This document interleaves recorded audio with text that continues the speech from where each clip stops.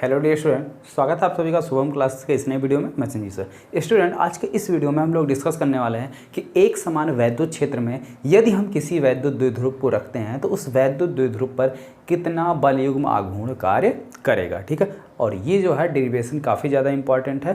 हालांकि डेरिवेशन आपका बहुत ही सिंपल और थोड़ा सा छोटा भी है। ठीक है, पिछले डेरिवेशन की अपेक्षा ये डेरिवेशन थोड़ा सा छोटा है, तो क्वेश्चन इंपॉर्टेंट है। तो सभी लोग जो है इस वीडियो को शुरू से लेकर लास्ट तक देखिएगा, जिससे एक एक चीज़ अच्छी तरीके से समझ में आ जाए। ओके स्टूडेंट, तो चलिए वीडियो को स्टार्ट करते हैं। तो हेडिंग लगाइए कि एक समान वैद्युत क्षेत्र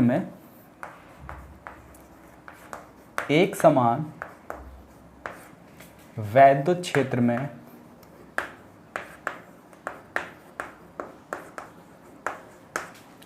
द्विध्रुव पर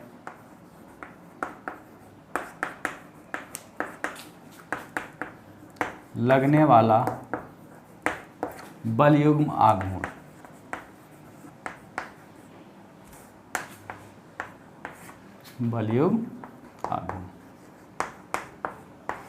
ठीक है।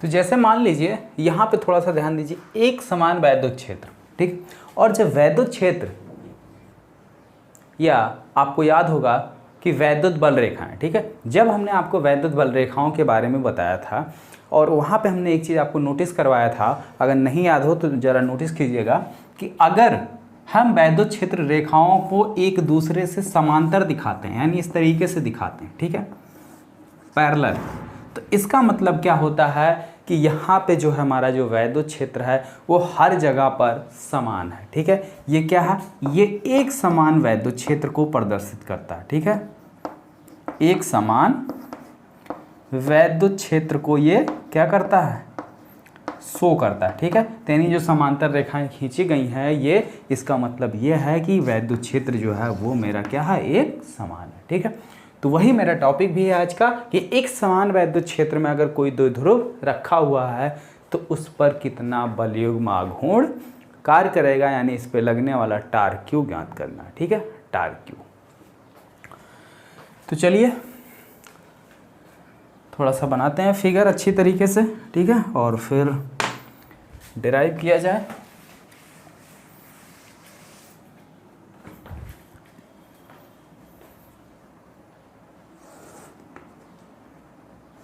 जैसे मान लीजिए ये क्या है, एक समान वैद्युत क्षेत्र है जिसकी दिशा किधर है, जिधर एरो है। ठीक है, जिधर इस एरो का हेड है ये वैद्युत क्षेत्र की क्या दिशा है। ठीक है, इस डायरेक्शन में आपका वैद्युत क्षेत्र ई कार्य कर रहा। इसके अंदर हमने एक द्विध्रुव को रख दिया इस तरीके से। ठीक है, इस तरीके से इसके अंदर हमने क्या किया, एक वैद्युत द्विध्रुव को रख दिया ए बी। ठीक है, इधर प्लस क्यू चार्ज या माइनस क्यू चार्ज ले लेते हैं, किसी भी तरफ प्लस क्यू माइनस क्यू ले लो, कोई दिक्कत नहीं, इधर प्लस क्यू चार्ज ले लेते हैं। ठीक है, अब यहाँ पर हम देख रहे हैं इसके बीच की टोटल लेंथ कितनी होती है स्टूडेंट,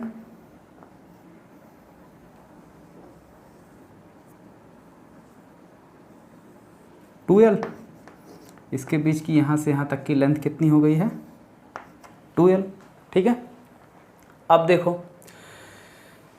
किसी भी वैद्युत क्षेत्र में, ये हमारा क्या एक समान वैद्युत क्षेत्र है, इसमें दो आवेश हैं, एक तो यहाँ पर प्लस क्यू आवेश है, ठीक है, और एक यहाँ पर आपका माइनस क्यू आवेश है। ठीक है, तो इस वैद्युत क्षेत्र की वजह से क्या होगा, इस आवेश पर एक वैद्युत बल कार्य करेगा। कैसे कार्य करेगा, वैद्युत क्षेत्र E इक्वल टू क्या होता है, F अपान Q। ठीक है, तो F इक्वल टू क्या हो जाएगा, QE। ठीक है, तो यही वैद्युत बल क्या होगा, यहाँ पर कार्य करेगा, क्योंकि यहाँ पे आवेश है और यहाँ पे वैद्युत क्षेत्र में ये उपस्थित है। ठीक है, तो यहाँ पे जो वैद्युत बल कार्य करेगा वो इस डायरेक्शन में कार्य करेगा, QE। ठीक है, ये F एक बल इधर कार्य करेगा। ठीक है, दूसरा बल इस साइड कार्य करेगा। ठीक है, क्यू ई। ठीक है, ये भी एक आपका बल है F। अब देखो ये बल इधर क्यों कार्य कर रहा है, ये इधर क्यों कार्य कर रहा है। इसका सिंपल सा कारण है, हमने आपको बताया था कि अगर हमारा प्लस चार्ज है तो उसकी जो वैद्युत क्षेत्र की दिशा है, ठीक है, माइनस चार्ज के विपरीत होती। यानी इसकी जो वैद्युत क्षेत्र की दिशा है वो किस डायरेक्शन में होगी, ये प्लस चार्ज से बाहर की ओर। कहाँ होती है, प्लस चार्ज से बाहर की ओर। और ये माइनस चार्ज होने की वजह से इस पर वैद्युत बल इस डायरेक्शन में लग रहा है। ठीक है, तो प्लस वाले पे इधर लग रहा है और माइनस वाले पे। हमेशा प्लस चार्ज पे जो वैद्युत बल लगता है किसी भी वैद्युत क्षेत्र के कारण, वो वैद्युत क्षेत्र की दिशा में होता है। कहाँ होता है, प्लस चार्ज पे वैद्युत क्षेत्र के कारण जो बल लगता है वो वैद्युत क्षेत्र की दिशा में होता है, और जो माइनस चार्ज पे लगता है वो वैद्युत क्षेत्र की विपरीत दिशा में होता है। ठीक है, तो ये वैद्युत क्षेत्र की दिशा इधर है इस साइड, तो प्लस चार्ज पे लगने वाला बल इस साइड होगा और माइनस चार्ज पे लगने वाला बल उस साइड होगा। यहाँ तक बात एकदम स्पष्ट है, कोई समस्या नहीं। आगे देखो, ठीक है, यहाँ से अगर हम यहाँ पर लंब डाल दें, ठीक है, परपेंडिकुलर ड्रा करें इस तरीके से,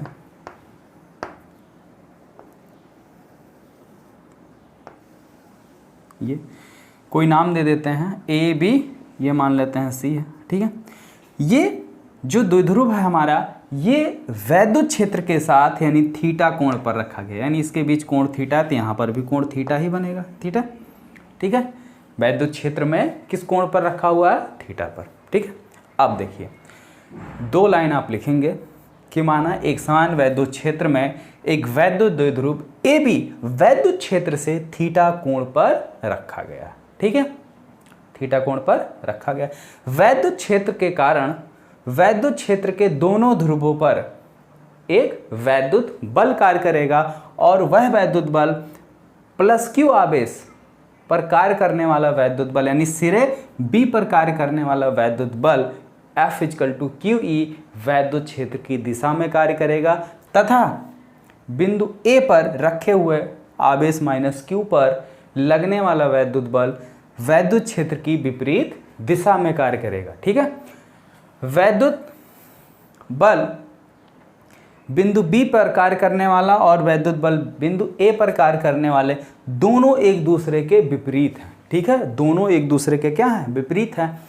अतः यह दोनों बल वैद्युत द्विध्रुव को संरेखित करने का प्रयास करेंगे। क्या करेंगे, संरेखित करने का प्रयास करेंगे, यानी कोशिश करेंगे कि वैद्युत द्विध्रुव भी वैद्युत क्षेत्र की दिशा में आ जाए। कैसे आ जाए, जैसे ये मान लीजिए इसको हमने इस तरीके से वैद्युत क्षेत्र की दिशा में रख दिया, एक धागा यहाँ बांध लो, एक धागा यहाँ बांध लो।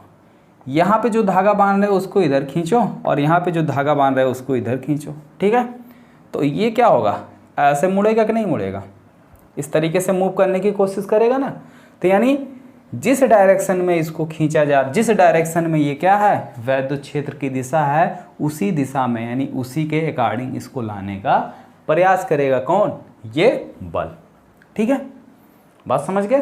तो आगे देखो, वैद्युत द्विध्रुव पर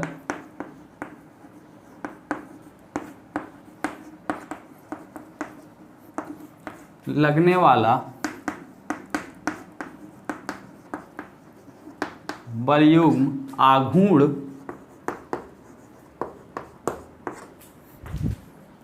टाउ बराबर होता है बल, दोनों बलों में से कोई एक बल गुणे दोनों बलों के बीच की लंबवत दूरी। दोनों बलों के बीच की लंबवत दूरी। ठीक है, अगर हम देखें इस बल को पीछे बढ़ाएं तो ये यहाँ, और इसको पीछे बढ़ाएं तो यहाँ, तो इनके बीच की जो लंबवत दूरी हो रही है वो कितनी है आपकी, BE। कितनी है, BE। और दो बल का मतलब है दोनों बलों में से कोई एक बल।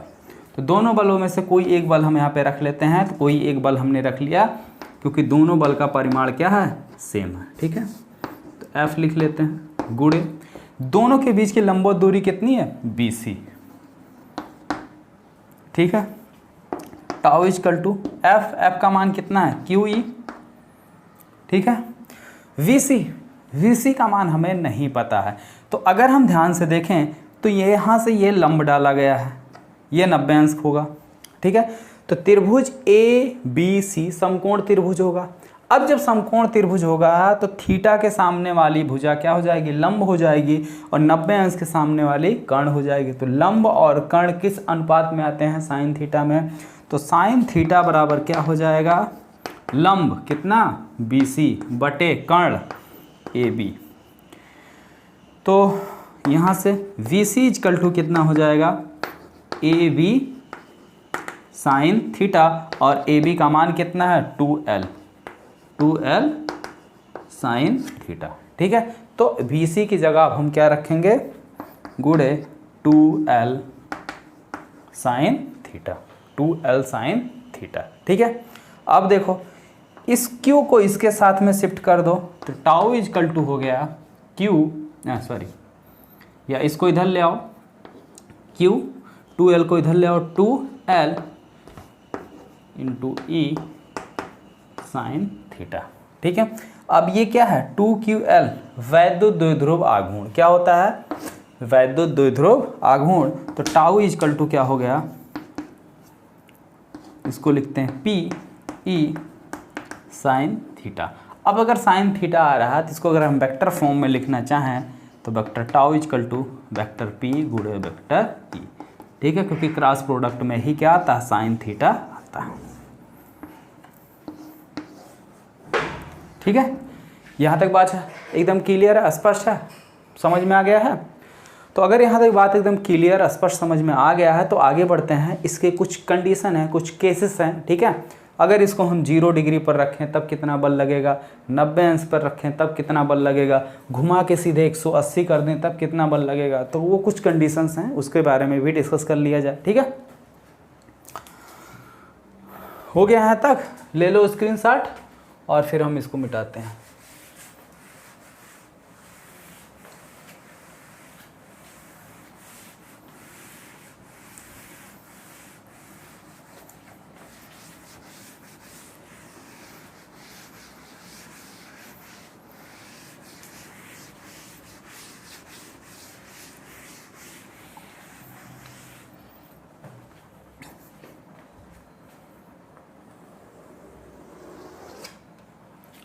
कितना निकल के आया था, tau equal to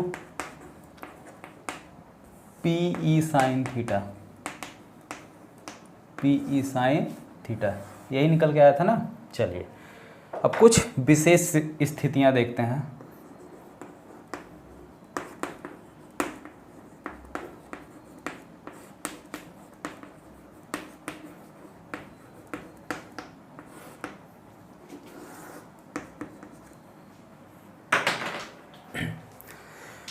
case first,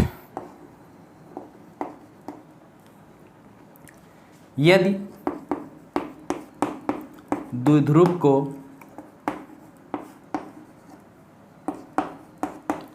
क्षेत्र से, क्षेत्र का मतलब क्या, एक समान वैद्युत क्षेत्र, तो हम शॉर्ट फॉर्म में लिख दे रहे हैं, ठीक है। आप लोग को पूरा लिखेंगे, क्षेत्र की जगह पर क्या लिखा जाएगा, एक समान वैद्युत क्षेत्र से 0 अंश 0 कोण पर रखते हैं।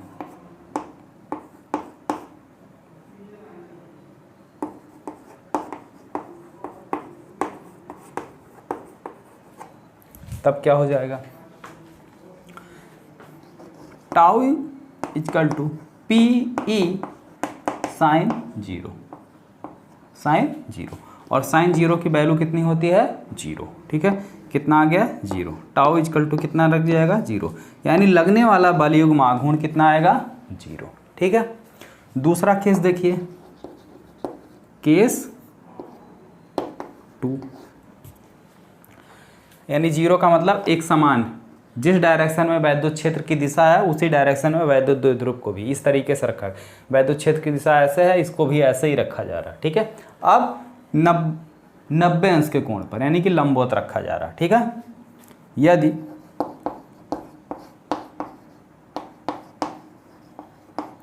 द्विध्रुव को क्षेत्र से 90 अंश कोण पर रखते हैं, 90 अंश कोण पर रखते हैं, ठीक है। तो अगर 90 अंश कोण पे रखेंगे तो टाउ इक्वल टू क्या हो जाएगा, पी ई साइन 90, ठीक है। और साइन 90 की वैल्यू कितनी होती है, 1, कितनी होती है 1, tau equal to P E, ठीक है। ऐसी कंडीशन में टाउ क्या हो जाएगा, मैक्सिमम हो जाएगा, लगने वाला बल अधिकतम होगा, ठीक है। यानी कि टाउ उस कंडीशन में क्या होगा, मैक्स होगा, और कितना होगा, पी ई होगा, ठीक है, पी ई होगा।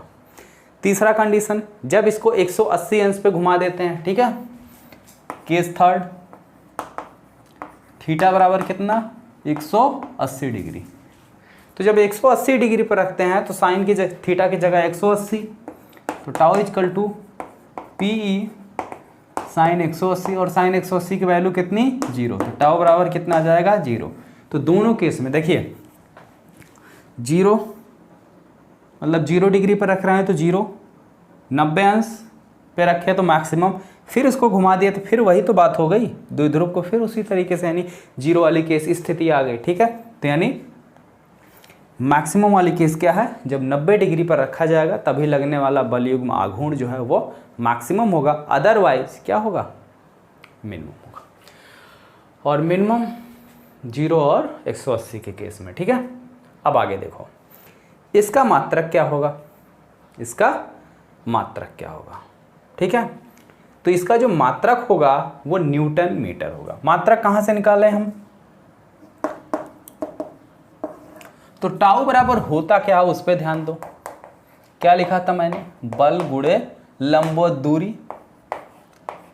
तो बल का मात्रक क्या होता है, न्यूटन, इसका मात्रक क्या हो गया, मीटर। तो टाउ का मात्रक क्या बन गया, न्यूटन मीटर, ठीक है, न्यूटन मीटर। अब अगर यहां तक बात समझ में आ गई तो आगे देखो, इसकी जो बीमा निकल के आएगी वो कितनी आएगी, न्यूटन यानी बल का एम एल टी की पावर -2 और एम मतलब दूरी इसका एल, ठीक है। तो अरेंज कर लो कितना आ जाएगा, एम एल स्क्वायर टी की पावर -2, ये क्या हो जाएगी, बल युग्म आघूर्ण टाउ की बीमा, ठीक है। यहां तक बात एकदम समझ में आ गई। तो अब बात करते हैं गॉस की प्रमेय की, ठीक है। अब बढ़ते हैं गॉस की प्रमेय की तरफ। अगर यहाँ तक चीज़ें आपको अच्छी तरीके से समझ में आ गई है तो अच्छी बात है। अगर कोई डाउट हो तो आप पूछ सकते हैं, अदरवाइज हम बोलेंगे कि आप एक बार और अगर वीडियो अच्छी तरीके से देखते हैं तो सारा कन्फ्यूजन आपका दूर हो जाएगा, कुछ भी ऐसा नहीं बचेगा जो आपको समझ में नहीं आएगा, ठीक है। तो चलिए बात करते हैं गॉस की प्रमेय की। बात करते हैं गॉस की प्रमेय। गॉस की प्रमेय को समझने से पहले आपको समझना होगा वैद्युत फ्लक्स के बारे में, जो कि मैंने पहले भी डिस्कस कर चुका हूँ, ठीक है। वैद्युत फ्लक्स के बारे में डिस्कस कर चुका हूँ, थोड़ा सा फिर से समझ लो, ठीक है। वैद्युत फ्लक्स,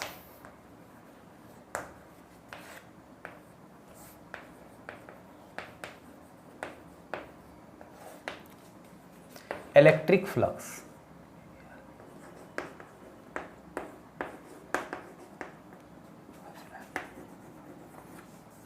ठीक, इलेक्ट्रिक फ्लक्स ये होता क्या है। जैसे वहाँ पे मैंने डिस्कस किया था कि कोई भी पृष्ठ है, ठीक है, कोई भी पृष्ठ है, उस पृष्ठ से गुजरने वाली सभी बल रेखाओं की संख्या, कौन सी बल रेखाएं, वैद्युत बल रेखाएं, ठीक है। हालांकि वैद्युत बल रेखाओं को बाद में नाम दिया गया वैद्युत क्षेत्र रेखाएं, ठीक है। तो वैद्युत क्षेत्र रेखाओं की हम बात करते हैं। किसी भी पृष्ठ से वैद्युत क्षेत्र रेखाओं की होकर गुजरने वाली संख्या को क्या कहा जाता है, वैद्युत फ्लक्स कहा जाता है, ठीक है। जैसे मान लीजिए ये हमारा क्या है, ये वैद्युत क्या है, क्षेत्र रेखाएं, ठीक है। यहाँ पे इस तरीके से हमारा कोई पृष्ठ ऐसे रख दिया गया है ds, ठीक है। कोई पृष्ठ क्या है, ds रख दिया गया है। तो अब इस पृष्ठ से होकर पास करने वाली जितनी भी वैद्युत बल रेखाएं पास करेंगी वो इसका क्या हो जाएगा, वैद्युत फ्लक्स हो जाएगा, यानी कि इलेक्ट्रिक फ्लक्स हो जाएगा। फिगर गलत बना हुआ है, कहाँ गलती है, ये देखो वैद्युत बल रेखाएं एक दूसरे को क्या कर रही हैं, कट कर दी, ठीक है, जो कि पॉसिबल नहीं है। तो फिगर आप लोग सही कर लीजिए, ठीक है, जल्दी जल्दी में फिगर गलत हो गया। तो हमेशा ये बात का ध्यान रहे कि जब भी आप वैद्युत बल रेखाएं खींचें तो इतना स्पष्ट होना चाहिए कि कोई भी वैद्युत बल रेखा किसी भी वैद्युत बल रेखा को कट नहीं करनी चाहिए, अदरवाइज फिगर गलत मान लिया जाएगा, भले ही आप रफली कार्य कर रहे हो, ठीक है। वैद्युत फ्लक्स को डिनोट किससे किया जाता है, फाई ई से। तो फाई ई का फार्मूला क्या होता है, फाई ई इक्वल टू होता है ई डॉट डी एस, जहां पे डी एस क्या है, इस क्षेत्र का क्षेत्रफल, ठीक है। तो डॉट प्रोडक्ट में क्या होता है, कॉस थीटा आता है, E D S cos theta, E D S cos theta, ठीक है। और वैद्युत फ्लक्स फाई ई के अगर हम मात्रक की बात करें तो इसका जो मात्रक होता है वो होता है न्यूटन मीटर स्क्वायर बटे कूलम, ठीक है, न्यूटन मीटर स्क्वायर बटे कूलम इसका ये मात्रक होता है। कहाँ से निकल के आया, डी एस क्या है, क्षेत्रफल है, और क्षेत्रफल का मात्रक क्या होगा, मीटर स्क्वायर। ई को क्या लिख सकते हो, एफ अपान क्यू, एफ का मात्रक न्यूटन, क्यू का मात्रक कूलम, ठीक है। तो यहाँ से निकल के आया। और अगर इसकी बीमा की हम बात करें तो इसकी जो बीमा निकल के आती है फाई ई की, ठीक है, तो न्यूटन यानी कि बल की बीमा एम एल टी की पावर -2, और उसके बाद क्या है एल स्क्वायर, और उसके बाद नीचे है कूलाम की बीमा होती है 80। सबको अरेंज कर लो, तो एम एल क्यूब टी की पावर -3 ए की पावर -1, ये वैद्युत फ्लक्स फाई ई की बीमा होगी, ठीक है। तो वैद्युत फ्लक्स के बारे में समझ में आ गया, यहाँ तक बात स्पष्ट हो गई। चलिए अब बात करते हैं गॉस की प्रमेय की। इसमें भी कुछ केसेस हैं। अगर ये जो हमारा क्षेत्र है, अगर इस क्षेत्र को हम क्या करें, वैद्युत बल रेखाओं के साथ यानी वैद्युत क्षेत्र के साथ 90 अंश के कोण पर रख दें, तो यहाँ से गुजरने वाली वैद्युत बल रेखाओं की संख्या क्या हो जाएगी, 0 हो जाएगी। ये जो डी एस है यानी जो कॉस थीटा लिया गया है, ठीक है, यहाँ पे जो थीटा है, ठीक है, वो किसके किसके बीच है, ई व क्षेत्रफल सदिश के बीच का कोण है, ठीक है, क्षेत्रफल सदिश के बीच का कोण है, ठीक है, के बीच का कोण। और क्षेत्रफल सदिश हमेशा किसी भी क्षेत्रफल की अगर हम बात करेंगे तो उसका क्षेत्रफल सदिश जो है उसकी सतह पर लंबवत होता है। अगर जैसे हम ब्लैक बोर्ड के क्षेत्रफल सदिश की बात करें तो इसका क्षेत्रफल सदिश ऐसे बाहर की ओर लंबवत ऐसे होगा, ठीक है। तो ये ऐसे देखिए, अगर इसको हम ऐसे 90 अंश पे रखे हैं, ठीक है, इसको क्या किए हैं 90 अंश पे रखे हैं, किसको, क्षेत्रफल को, यानी ऐसे बल रेखाएं ऐसे ऐसे जा रहे हैं, इसको ऐसे रखा है, तो इसका क्षेत्रफल सदिश किधर कार्य करेगा, ds कैप वैद्युत क्षेत्र की दिशा में, थीटा 0 हो जाएगा, ठीक है। लेकिन अगर इसको हम ऐसे घुमा के ऐसे क्षेत्र की दिशा में कर दें ऐसे, तब इसका क्षेत्रफल सदिश ऊपर की ओर कार्य करेगा, यानी बीच के कोण बनेगा 90 अंश, और ऐसी कंडीशन में वैद्युत फ्लक्स कितना हो जाएगा, 0 हो जाएगा, ठीक है। बात समझ में आ गई। चलिए तो हेडिंग डालिए गॉस की प्रमेय, ठीक है।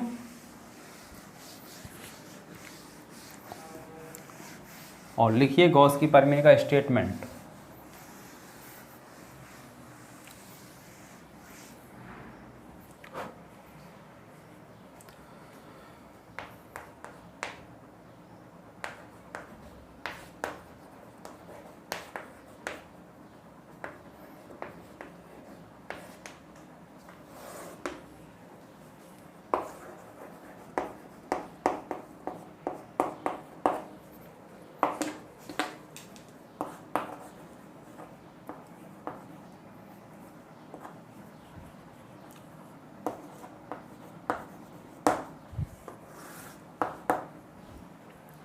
तो अगर इसके हम स्टेटमेंट की बात करें तो सिंपल सा स्टेटमेंट है कि किसी भी बंद पृष्ठ से संबंधित कुल वैद्युत फ्लक्स, ठीक है, किसी भी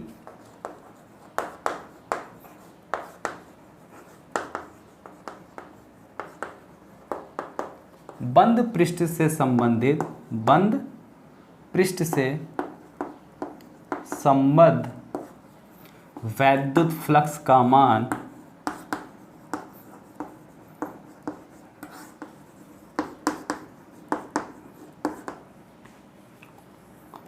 उस बंद पृष्ठ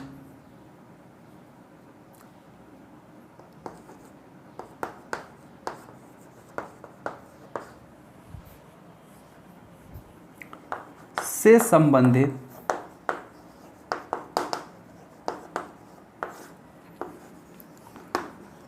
कुल वैद्युत आवेश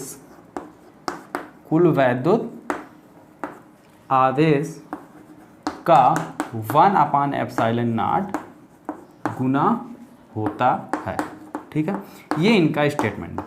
कहने का मतलब है किसी भी बंद पृष्ठ से संबंधित कुल वैद्युत फ्लक्स का मान, जैसे मान लीजिए ये हमारा कोई बंद पृष्ठ है और इसमें टोटल चार्ज कितना रखा हुआ है, Q रखा हुआ है। ठीक है, तो इस पृष्ठ से संबंधित कुल वैद्युत फ्लक्स फाई ई का मान कितना हो जाएगा, Q बटे या कुल वैद्युत फ्लक्स Q गुणे 1/ε0। ठीक है, तो ये क्या बन जाएगा, phi E equal to Q बटे ε0। ठीक है, तो इसको इस तरीके से मैथमेटिकल रूप में रिप्रेजेंट किया जाएगा इस फार्मूले को, और इसको आप ऐसे भी लिख सकते हैं लैंग्वेज के रूप में, फाई इक्वल टू कुल आवेश